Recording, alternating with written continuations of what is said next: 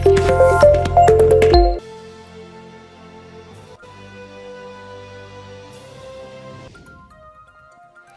प्रदेश में विधानसभा चुनाव के लिए प्रचार के दौरान किस नेता ने कितने दिन नापा मध्य प्रदेश? 10 सूत्र की पड़ताल। शिवराज सिंह चौहान कर लेते धरती की परिक्रमा और कमलनाथ का पूरा हो जाता वर्ल्ड टूर। राजस्थान विधानसभा चुनाव के 4 दिन पहले कांग्रेस ने जारी किया अपना घोषणा पत्र। 10 लाख युवाओं को नई नौकरियां, जातिगत जनगणना, विधान परिषद की स्थापना समेत किसानों और व्यापारियों को बिना ब्याज के कर्ज देने का वादा। 10 सूत्र की पड़ताल। क्या बीजेपी के संकल्प पत्र से ज्यादा असरदार है कांग्रेस का घोषणा पत्र? और अब छत्तीसगढ़ पुलिस करेगी झीरम घाटी नक्सली हमले की जांच। सुप्रीम कोर्ट ने खारिज की एनआईए की अपील। कांग्रेस बोली किसे बचाने की कोशिश कर रही केंद्र सरकार। बीजेपी ने मुख्यमंत्री भूपेश बघेल पर लगाए आरोप। 25 मई 2013 को नक्सलियों ने दिया था घटना को अंजाम। 30 से ज्यादा कांग्रेस नेता हुए थे शहीद। नमस्कार, मैं हूं आनंद और आप देख रहे हैं खास खबरों का बेहद खास बुलेटिन सूत्रधार।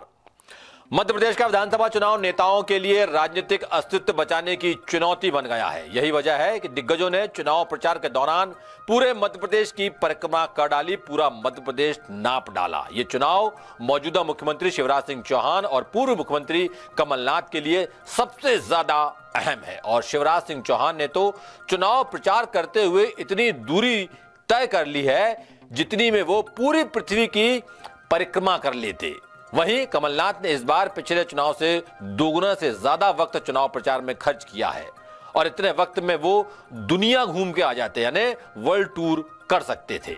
अपना सियासी अस्तित्व बनाए रखने के लिए शिवराज और कमलनाथ ने कितनी दूरी तय की, बता रहे हैं हमारे विशेष संवाददाता अरुण तिवारी। बीते 2 दशक का ट्रेंड देखें तो इस बार मध्य प्रदेश का विधानसभा चुनाव सबसे अलग और सबसे ज्यादा संघर्षपूर्ण है। इस चुनाव में होने वाली हार जीत कई दिग्गज नेताओं का राजनीतिक भविष्य भी तय करने वाली है। चुनाव के नतीजे मुख्यमंत्री शिवराज सिंह चौहान के लिए बेहद अहम साबित होंगे। यही वजह है कि उन्होंने चुनाव प्रचार के दौरान कोई कसर नहीं छोड़ी और पूरे मध्य प्रदेश को नाप डाला। आंकड़ों के आधार पर बात करें तो 2018 में शिवराज सिंह चौहान ने कुल 149 चुनावी सभाएं और रैलियां की थी, जबकि इस बार उन्होंने 165 सभाएं और रैलियां की हैं, यानी पिछली बार से 16 ज्यादा। हालांकि इस बार पिछले चुनाव की अपेक्षा चुनाव प्रचार के लिए 10 दिन कम मिले हैं। शिवराज सिंह चौहान ने 1 अक्टूबर से 15 नवंबर तक यानी 45 दिनों में 165 सभाएं की हैं। गूगल के मुताबिक धरती की चौड़ाई 12,756 किलोमीटर, लंबाई 12,713 किलोमीटर और धरती का औसत व्यास 12,742 किलोमीटर। इस लिहाज से देखें तो अपनी कुल 165 चुनावी सभाओं में शिवराज सिंह चौहान ने करीब 40,000 किलोमीटर की दूरी तय कर ली है, यानी इतने में शिवराज सिंह चौहान धरती के औसत व्यास को करीब 3 बार कवर कर सकते थे। ये तो भारतीय जनता पार्टी के काम में ही, हमारे मुख्यमंत्री भी मेहनत करते हैं, हमारा एक कार्यकर्ता मेहनत करता है, सभी केंद्रीय मंत्रियों ने मेहनत की, केंद्रीय नेतृत्व ने, प्रधानमंत्री जी से लेकर के अमित शाह जी से लेकर के नड्डा जी ने कितनी मेहनत की। तो भारतीय जनता पार्टी का तो नेचर है मेहनत करने का। अब बात करते हैं पूर्व मुख्यमंत्री और प्रदेश कांग्रेस अध्यक्ष कमलनाथ की। तो कमलनाथ के लिए भी ये चुनाव राजनीतिक अस्तित्व को बनाए और बचाए रखने की लड़ाई है। उन्होंने इस बार साल 2018 के चुनाव के मुकाबले 2 गुनी सभाएं की और रैलियां की। 2018 में कमलनाथ ने कुल 55 सभाएं की थी, जो चुनाव के 1.5 महीने में बढ़कर 114 हो गई। चुनाव प्रचार के दौरान कमलनाथ ने मध्य प्रदेश की अधिकांश विधानसभा सीटों तक पहुंचने की कोशिश की है। इस दौरान कमलनाथ ने करीब 25,000 किलोमीटर का सफर तय किया है और इतने वक्त में वो बड़े आराम से एक बार वर्ल्ड टूर पूरा कर सकते थे। कमलनाथ जी लगातार मेहनत कर रहे थे। कमलनाथ जी ने चुनाव के नजदीक आते आते अपना संपर्क बढ़ा दिया था, लगातार रैलियां शुरू कर दी थी और आखिरी दिन तो कमलनाथ जी ने 5-5 सभाएं एक साथ संबोधित करी। कमलनाथ जी के साथ एक चीज और आपने देखी होगी, कांग्रेस पर गुटबाजी के आरोप लगते थे। इस बार कांग्रेस के ऊपर गुटबाजी का हावी नहीं रही। सारे नेताओं ने एक साथ मिलकर अपने अपने क्षेत्र में जनसंपर्क खड़ा किया और निश्चित तौर पर चुनाव जीतने के लिए इतनी मेहनत जरूरी थी। ये तो हुई मौजूदा मुख्यमंत्री शिवराज सिंह चौहान और पूर्व मुख्यमंत्री कमलनाथ की चुनावी सभाओं और रैलियों की बात। अब आपको शॉर्ट में बताते हैं मध्य प्रदेश के चुनाव प्रचार में बीजेपी और कांग्रेस के बाकी दिग्गज नेताओं ने कितने दिन खर्च किए।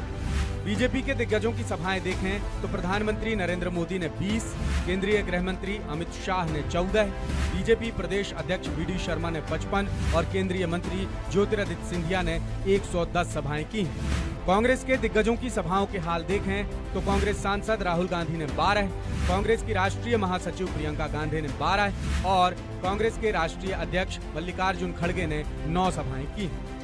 यानी शिवराज सिंह चौहान और कमलनाथ के चकरघिन्नी बनने के साथ ही दिल्ली के नेताओं की मध्य प्रदेश में बड़े पैमाने पर मौजूदगी से ये साफ जाहिर होता है कि 2023 का विधानसभा चुनाव बीजेपी और कांग्रेस दोनों पार्टियों के लिए कितना अहम है।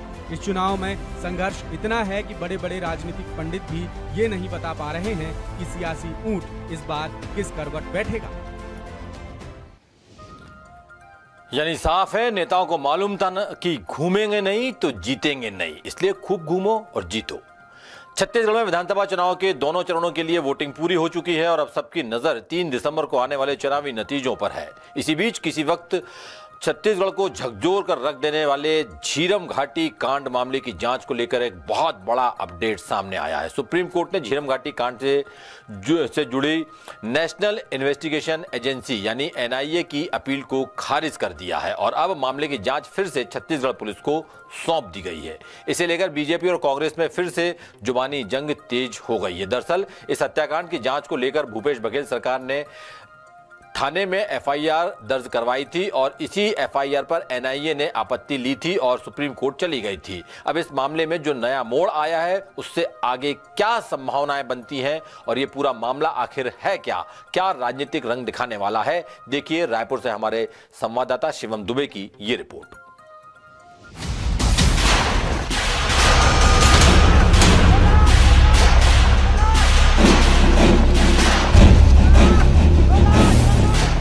पच्चीस मई 2013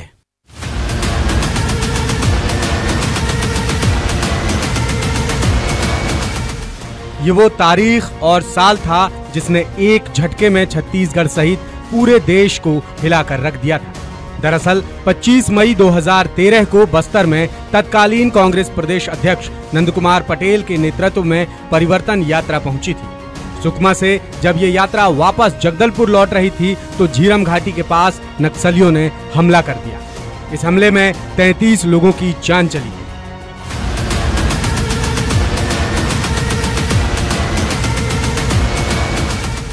हमले के वक्त जब नक्सली नंद कुमार पटेल और उनके बेटे हरीश पटेल को अपने साथ ले जा रहे थे तब कोंटा विधायक कवासी लखमा वहां पर मौजूद थे और कथित रूप से उन्होंने नक्सलियों को रोकने की कोशिश की थी और बाद में वो मोटरसाइकिल पर सवार होकर जगदलपुर पहुंचे।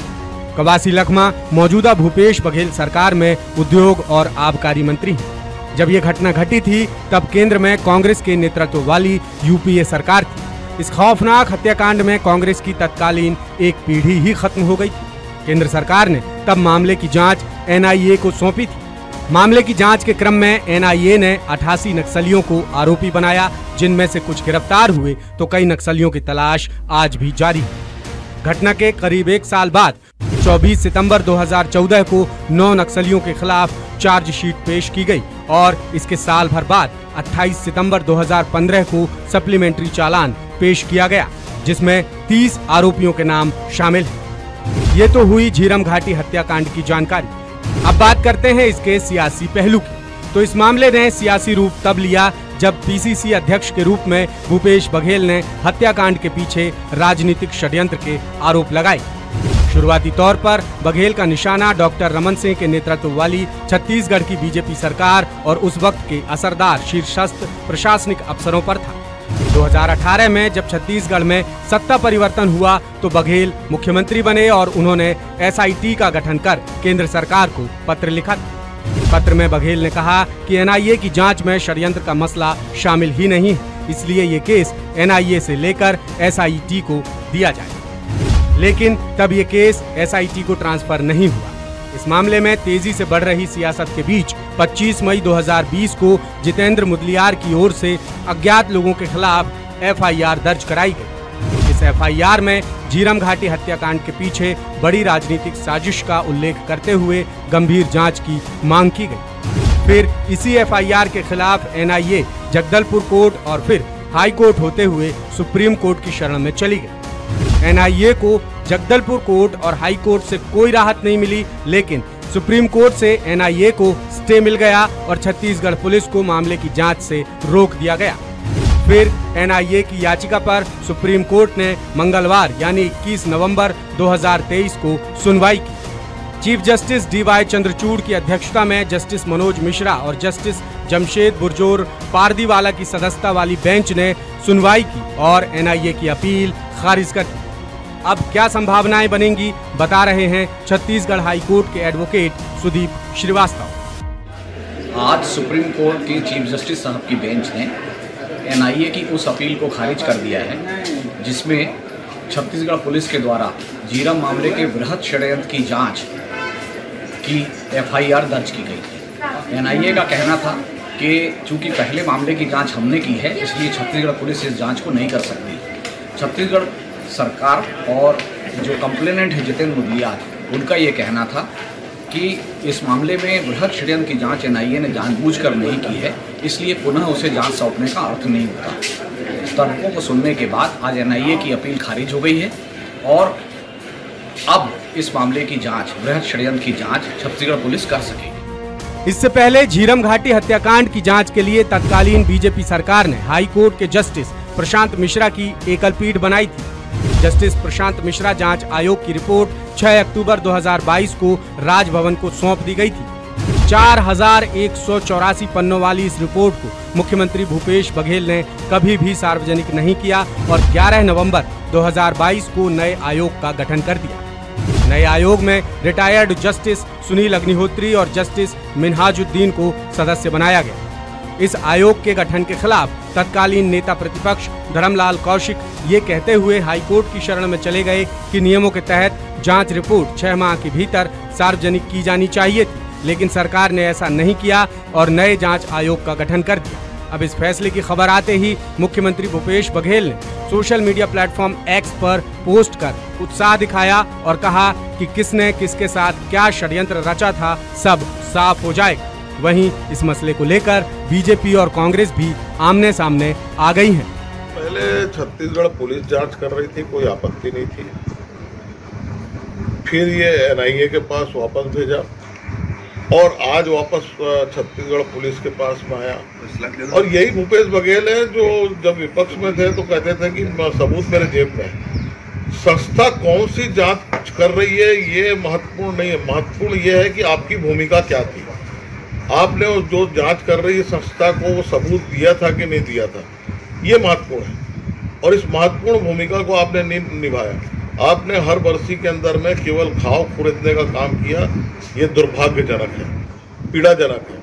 हम भी दुखी हैं उसके लिए, लेकिन ये पीड़ाजनक जो आपका रोल रहा, ये छत्तीसगढ़ की जनता जो है इसको देखी है और जो लोग इस खाद को सहे वो परिवार ने भी देखा है। माननीय सर्वोच्च न्यायालय ने झीरम घाटी कांड की जांच के लिए राज्य की पुलिस को अधिकार दिया है और एनआईए की जो आपत्ति थी उसको खारिज कर दिया है। लगातार झीरम घाटी जांच को प्रभावित करने का षड्यंत्र चल रहा था। भाजपा जब सरकार में थी तो इस जांच को प्रभावित किया और कांग्रेस की सरकार बनने के बाद जब इस जांच में न्यायिक जांच आयोग का गठन किया गया, उसमें बिंदु नए जोड़े गए तो भाजपा नेता कौन क्या करो जांच को रुकवाए थे, एनआईए ने फाइल नहीं दिया था। आज माननीय सर्वोच्च न्यायालय के फैसले के बाद पीड़ित पक्ष को न्याय मिलेगा और झीरम घाटी कांड के जो षड्यंत्रकारी हैं वो सलाखों के पीछे जाएंगे और झीरम घाटी कांड की काली सच्चाई जनता के लिए उजागर होगी। यानी करीब 1 दशक पुराने झीरम घाटी हत्याकांड मामले में अब नया मोड़ आ गया है, लेकिन अभी भी इस खौफनाक मामले का सच न जाने किस बक्से में बंद है और इसके अंदर क्या छिपा है ये किसी को भी नहीं पता।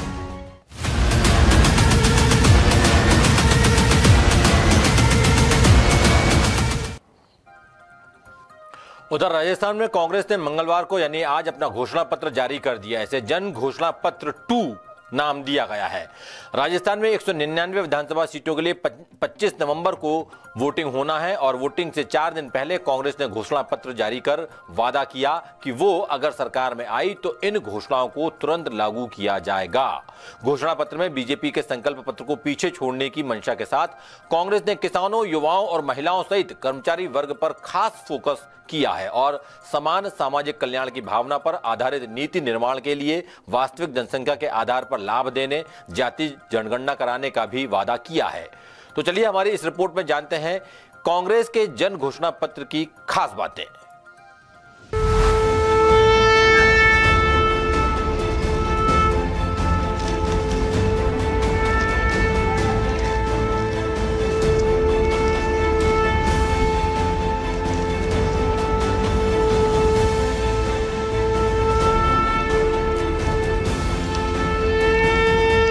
में हम जो वायदे करते हैं उसको निभाते हैं। वादा करो मत, ये खड़गे साहब भी कहते हैं, राहुल गांधी भी कहते हैं, करो मत, करो तो निभाओ।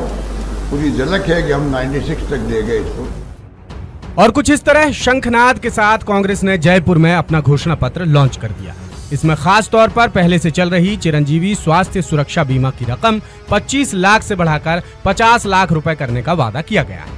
घोषणा पत्र में युवाओं के लिए 10 लाख नई नौकरियां देने की बात भी कही गई है, जिनमें 4 लाख नई सरकारी नौकरियां होंगी। वहीं किसानों से न्यूनतम समर्थन मूल्य यानी एमएसपी पर फसल खरीद का कानून बनाने और किसानों को 2 लाख रुपए तक का ब्याज मुक्त कर्ज मुहैया कराने, ग्रामीण क्षेत्र के व्यापारियों को 5 लाख तक बिना ब्याज कर्ज देने, किसान क्रेडिट कार्ड की तर्ज पर व्यापारी क्रेडिट कार्ड बनाने और राज्य में विधान परिषद बनाने का वादा भी शामिल है। इसके अलावा कांग्रेस ने जो 7 गारंटी दी हैं, उनमें आगे चलकर बीपीएल और उज्ज्वला गैस कनेक्शन वाले परिवारों को 400 रुपए में एलपीजी सिलेंडर देने का भरोसा भी कांग्रेस ने दिया है।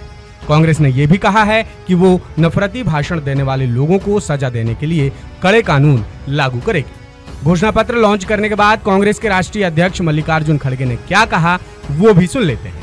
देखो, इतना सारे लोगों को बोला हूँ मैं, तो ये निश्चित रूप से हम इम्प्लीमेंट करेंगे, इसमें कोई संशय नहीं है। मुख्यमंत्री अशोक गहलोत ने भी घोषणा पत्र के तमाम वादों पर सरकार बनने के बाद अमल करने की बात कही। आज राजस्थान चर्चा पूरे देश में हो रही है, हमारे कानूनों की, हमारी स्कीमों की, हमारे गारंटीज की। पर कानून जो राइट टू हेल्थ का कानून देश में कहीं नहीं बना है, मिनिमम इनकम गारंटी एक्ट कहीं नहीं बना, गिग वर्कर्स एक्ट का तो मिस्टर मैथ्यू का आर्टिकल पढ़ा मैंने एक्सप्रेस के अंदर, उसने कहा कि ऐसा कानून हिंदुस्तान में हर राज्य में बनना चाहिए और दुनिया के मुल्कों में बनना चाहिए। राजस्थान जैसा कानून आप सोच सकते हैं, उस कानून के इम्पोर्टेंट। बहरहाल अब आपको बताते हैं अलग अलग वर्गों को लेकर जारी कांग्रेस के घोषणा पत्र की खास बातें। जातिगत जनगणना, समाज के सभी वर्गों के लिए समान सामाजिक कल्याण की भावना पर आधारित नीति निर्माण के लिए वास्तविक जनसंख्या के आधार पर लाभ देने जातीय जनगणना कराएंगे। स्वास्थ्य सेवाएं, पहले से जारी चिरंजीवी स्वास्थ्य सुरक्षा बीमा योजना की रकम 25 लाख से बढ़ाकर सालाना 50 लाख रुपए करेंगे। संतान सुख से वंचित दंपतियों को राहत देने के लिए फ्री आईवीएफ पैकेज देंगे। शिक्षा की गारंटी कानून, शिक्षा की गारंटी कानून लाकर राइट टू एजुकेशन के तहत 8वीं की जगह 12वीं तक की शिक्षा उपलब्ध कराएंगे। श्रमिकों के लिए मनरेगा योजना का विस्तार कर काम के दिनों की संख्या 150 और इंदिरा गांधी शहरी गारंटी योजना में काम के दिनों की संख्या 150 करेंगे। छोटे व्यापारियों के लिए व्यापारी क्रेडिट कार्ड योजना लाएंगे, जिसमें 5 लाख तक का ब्याज मुक्त लोन मिलेगा। ऑटो और टैक्सी चालकों को गिग वर्कर्स कल्याण अधिनियम में शामिल करने के लिए कानून में संशोधन करेंगे। कर्मचारियों के लिए ऊपीएस को जारी रखने के लिए कानून बनाया जाएगा। चयनित वेतनमान में 9, 18 और 27 साल की सेवा पूरी करने के बाद चौथे चयनित वेतनमान का प्रावधान करेंगे। मंत्रालय सहित विभिन्न विभागों के कर्मचारियों की वेतन संबंधी समस्याओं का समाधान करेंगे। शहरी विकास, 2 नजदीकी शहरों के लिए एक विशेष विकास प्राधिकरण का गठन किया जाएगा। सुशासन, जवाबदेही कानून और स्वतः सेवा प्रदायगी कानून लाएंगे। इंफ्रास्ट्रक्चर, ऐसे गांव या ढाणी जहां 100 से ज्यादा लोगों की आबादी है, उन्हें सड़क मार्ग से जोड़ा जाएगा। किसानों के लिए फसल न्यूनतम समर्थन मूल्य पर खरीदी के लिए कानून बनाएंगे। सहकारी बैंकों से सभी किसानों को 2 लाख रुपए तक के ब्याज मुक्त कृषि ऋण की सुविधा देंगे। ईआरसीपी को क्रमबद्ध लागू करने के लिए विस्तृत योजना पेश करेंगे। युवाओं के लिए 5 साल में 10 लाख रोजगार के मौके उत्पन्न करेंगे। इनमें से 4 लाख भर्तियां सरकारी नौकरियों में होंगी। पंचायत स्तर पर भर्ती की योजना लाएंगे, जिसमें इन कर्मचारियों को धीरे धीरे सरकारी रिक्तियों के साथ विलय कर जमीनी स्तर पर रोजगार उपलब्ध कराएंगे। महिलाओं की सुरक्षा बढ़ाने के लिए सार्वजनिक स्थानों पर सीसीटीवी कैमरे लगेंगे। हर गांव और वार्ड में सुरक्षा प्रहरी नियुक्त करेंगे। यौन उत्पीड़न के मामले में तुरंत न्याय दिलाने के लिए जांच में लगने वाले समय को कम करेंगे। रोडवेज बसों में वर्तमान छूट के अलावा फ्री जर्नी के लिए हर महीने एक फ्री कूपन दिया जाएगा। इसके अलावा कांग्रेस ने राजस्थान में विधान परिषद बनाने का बड़ा वादा भी किया है। अभी राजस्थान में सिर्फ विधानसभा है। विधानसभा और विधान परिषद में क्या फर्क होता है वो भी आपको बताते हैं। विधानसभा के लिए विधायक सीधे जनता चुनती है, जबकि विधान परिषद के सदस्यों का निर्वाचन अप्रत्यक्ष प्रणाली से होता है। जिस राज्य में विधान परिषद अस्तित्व में होती है, वहां केंद्र में लोकसभा और राज्यसभा की तर्ज पर विधानसभा और विधान परिषद काम करती है, जैसे संसद में राज्यसभा काम करती है। फिलहाल भारत के 6 राज्यों में ही विधान परिषद का अस्तित्व है। इनमें उत्तर प्रदेश, बिहार, महाराष्ट्र, तेलंगाना, आंध्र प्रदेश और कर्नाटक शामिल है। कांग्रेस ने 2018 के विधानसभा चुनाव में मध्य प्रदेश में भी विधान परिषद बनाने का वादा किया था, लेकिन 15 महीने बाद कांग्रेस की सरकार गिर गई थी और इस बार भी कांग्रेस ने मध्य प्रदेश में विधान परिषद बनाने का वादा किया है। यानी कुल मिलाकर देखा जाए तो राजस्थान में कांग्रेस ने कोई नई घोषणा नहीं की, चाहे स्वास्थ्य बीमा योजना हो, किसानों, महिलाओं या युवाओं की बात हो, शिक्षा की गारंटी कानून हो, जातिगत जनगणना हो या विधान परिषद बनाने का वादा हो। कांग्रेस मध्य प्रदेश और छत्तीसगढ़ में भी यही घोषणाएं कर चुकी है। उधर राजनीति के जानकार मानते हैं कि कांग्रेस का घोषणा पत्र बीजेपी के संकल्प पत्र से ज्यादा चमकीला है। जहां तक राजस्थान का सवाल है, कांग्रेस ने अपने घोषणा पत्र में बीजेपी के मुकाबले ज्यादा बड़े वादे किए हैं। कांग्रेस के घोषणा पत्र में मुख्यमंत्री अशोक गहलोत की पॉपुलर घोषणाओं और योजनाओं का असर एकदम साफ दिख रहा है। इससे जुड़ी एक खबर हमने आपको बीजेपी के संकल्प पत्र जारी होने के दिन दिखाई थी। इस रिपोर्ट में आपको दिखा रहे हैं कांग्रेस और बीजेपी की कुछ प्रमुख घोषणाओं की तुलना। राजस्थान में किस पार्टी ने क्या बोला।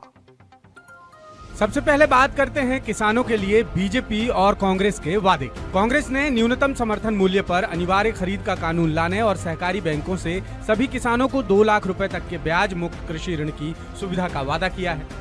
बीजेपी ने गेहूं की फसल समर्थन मूल्य पर बोनस देकर खरीदने और किसानों के बच्चों को निःशुल्क शिक्षा और राजस्थान की प्रमुख फसलें जैसे ज्वार और बाजरा न्यूनतम समर्थन मूल्य पर खरीदने का वादा किया है। एलपीजी सिलेंडर के दाम कम करने का वादा। बीजेपी और कांग्रेस में एलपीजी सिलेंडर के दाम कम करने की होड़ सी मची हुई है। कांग्रेस ने उज्ज्वला योजना के लाभार्थियों को 500 रुपए में एलपीजी सिलेंडर देने की योजना पहले ही लागू कर रखी है और अब सिलेंडर 400 रुपए में देने का वादा किया है। बीजेपी ने भी गरीब परिवारों को 450 रुपए में सिलेंडर देने की घोषणा की है। युवाओं के लिए नौकरियों का वादा। कांग्रेस ने 5 साल में 10 लाख नई नौकरियां और 4 लाख नई सरकारी नौकरियां देने का वादा किया है। साथ ही पंचायत स्तर पर सरकारी कर्मचारियों का अलग कैडर बनाने की भी बात कही है। बीजेपी 2.5 लाख सरकारी नौकरियों का वादा कर चुकी है। साथ ही युवाओं की भर्ती के लिए अलग एजेंसी बनाने और पेपर लीक जैसे मामलों की जांच कराने का भी वादा किया है। महिलाओं की सुरक्षा के लिए वादा। कांग्रेस ने महिलाओं की सुरक्षा बढ़ाने के लिए सार्वजनिक स्थानों पर सीसीटीवी कैमरे लगाने का वादा किया है। साथ ही प्रत्येक गांव और वार्ड में सुरक्षा प्रहरी की नियुक्ति और यौन उत्पीड़न के मामले में तत्काल न्याय दिलाने के लिए जांच में लगने वाले समय को कम करने का वादा किया है। बीजेपी ने महिला सुरक्षा को एक बड़ा चुनावी मुद्दा बनाया है और हर जिले में महिला थाना और हर थाने में अलग महिला डेस्क बनाने की बात कही है। साथ ही बीजेपी ने एंटी रोमियो स्क्वाड बनाने का भी वादा किया है। जातिगत जनगणना का वादा। कांग्रेस राष्ट्रीय स्तर पर इसे बड़ा मुद्दा बना चुकी है।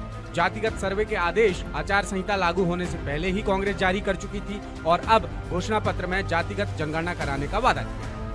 बीजेपी की बात करें तो बीजेपी जातिगत जनगणना का समर्थन नहीं करती, इसलिए घोषणा पत्र में कोई वादा तो नहीं किया। हालांकि ओबीसी समुदाय के लिए प्रमाण पत्र, 15 लाख रुपए तक का ऋण और कल्याण बोर्ड के गठन का वादा जरूर किया। यानी बीजेपी के संकल्प पत्र और कांग्रेस के घोषणा पत्र के प्रमुख मुद्दों को देखें तो ये करीब करीब एक जैसे। इससे जुड़ी विस्तृत खबर हम आपको उस दिन दिखा ही चुके हैं जब बीजेपी ने अपना संकल्प पत्र जारी किया था। हमने आपको बताया था कि बीजेपी के घोषणा पत्र में कांग्रेस की घोषणाओं और योजनाओं की झलक साफ नजर आती है। उधर जयपुर में कांग्रेस अपना जन घोषणा पत्र जारी कर रही थी तो दूसरी तरफ राजस्थान में चुनावी सभा करने पहुंचे प्रधानमंत्री नरेंद्र मोदी कांग्रेस की सरकार की पोल खोलने में लगे हुए थे। राजस्थान की लाल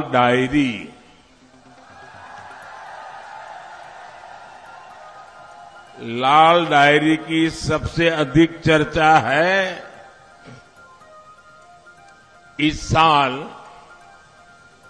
और इस लाल डायरी के पन्ने जैसे जैसे खुल रहे हैं वैसे वैसे जादूगर जी के चेहरे पर हवाइयां उड़ रही हैं।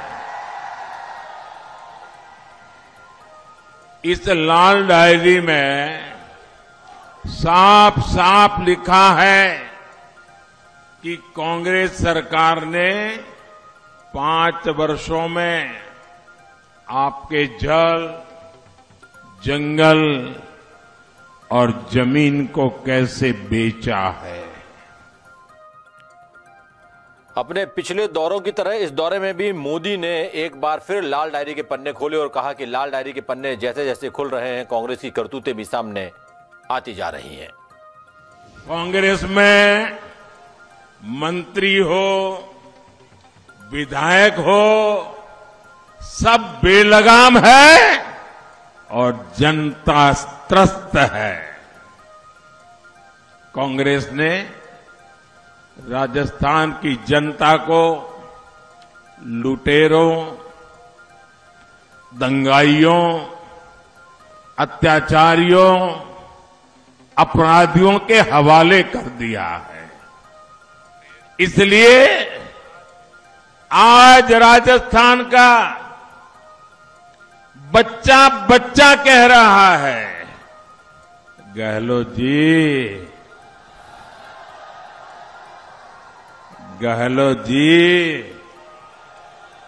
कौनी मिले वोट जी। मोदी जी कांग्रेस की पोल खोलने में लगे हुए थे तो राजस्थान में चुनावी सभा के दौरान राहुल गांधी ने फिर से जाति जनगणना के मुद्दे को लेकर प्रधानमंत्री मोदी को घेर लिया। अब मैंने यह पार्लियामेंट में बोला, नरेंद्र मोदी जी जाति जनगणना करिए। यूपीए के समय हमने आंकड़े निकाले थे, देश को दिखा दीजिए। उस दिन के बाद नरेंद्र मोदी जी के भाषण बिल्कुल बदल गए। पहले यहां राजस्थान में आते थे, मध्य प्रदेश में जाते थे, छत्तीसगढ़ में जाते थे, कहते थे मैं ओबीसी हूं, मैं ओबीसी हूं। हर भाषण में 10-15 बार मैं ओबीसी हूं, मैं ओबीसी हूं। जिस दिन मैंने जाति जनगणना की बात की,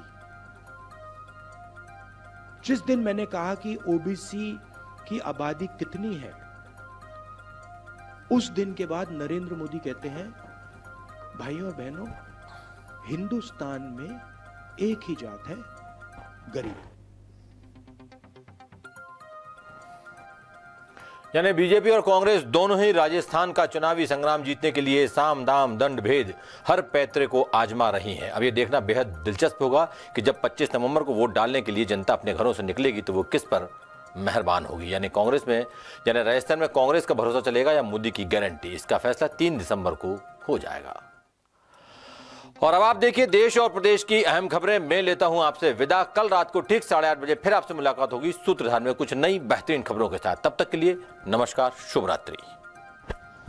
मुंबई पुलिस को एक अज्ञात शख्स ने फोन कर पीएम मोदी और उत्तर प्रदेश के मुख्यमंत्री योगी आदित्यनाथ को जान से मारने की धमकी दी। शख्स ने जेजे हॉस्पिटल को भी बम से उड़ाने की धमकी दी थी। आरोपी ने सोमवार देर रात मुंबई पुलिस के कंट्रोल रूम में फोन कर ये धमकी दी। आरोपी का नाम कामरान खान है और कुछ ही घंटों में पुलिस ने उसे सायन इलाके से गिरफ्तार कर लिया। उत्तराखंड के उत्तरकाशी में सिलक्यारा सुरंग में 10 दिन से फंसे 41 मजदूरों के लिए मंगलवार दोपहर सेब और संतरे भेजे गए हैं। इससे पहले उन्हें 24 बोतलों में गर्म खिचड़ी और दाल भेजी गई थी। ऑगर मशीन शुरू करने की भी तैयारी की जा रही है। टनल के अंदर भेजने के लिए ऑगर मशीन में 5वां पाइप भी जोड़ा जा रहा है। इस मशीन के चलने से रेस्क्यू सबसे जल्दी पूरा हो सकता है। ऑगर मशीन 19 नवंबर की दोपहर से बंद है। सुप्रीम कोर्ट ने कहा कि देश में स्टूडेंट्स की सुसाइड के बढ़ते मामलों के पीछे सबसे बड़ा कारण है पेरेंट्स की तरफ से बच्चों पर दबाव। इसके पहले बेहद कंपटीशन भी सुसाइड की एक बड़ी वजह है। देश में तेजी से फैलते कोचिंग सेंटरों के रेगुलाइज करने वाली मांग पर एक याचिका पर सुनवाई करने के दौरान सोमवार को जस्टिस संजीव खन्ना और जस्टिस SVN भट्टी की बेंच ने कोचिंग सेंटरों को निर्देश जारी करने से इनकार कर दिया। विधानसभा चुनाव को लेकर सबकी नजर 3 दिसंबर को होने वाली मतगणना पर है। वहीं छिंदवाड़ा में पूर्व सीएम कमलनाथ और बीजेपी प्रत्याशी विवेक बंटी साहू की हार जीत को लेकर 2 व्यापारियों ने शर्त लगाई है, जिसका लेटर सोशल मीडिया पर वायरल हो रहा है। सोशल मीडिया में सामने आए इस लेटर में इकरारनामा बनाकर लिखा है कि कमलनाथ यदि चुनाव हारेंगे तो सामने वाले को शर्त लगाने वाला 10 लाख रुपए नकद राशि देगा, वहीं यदि बंटी साहू जीते तो 1 लाख रुपए की राशि दी जाएगी। यह इकरारनामा सोशल मीडिया पर जमकर वायरल हो रहा है।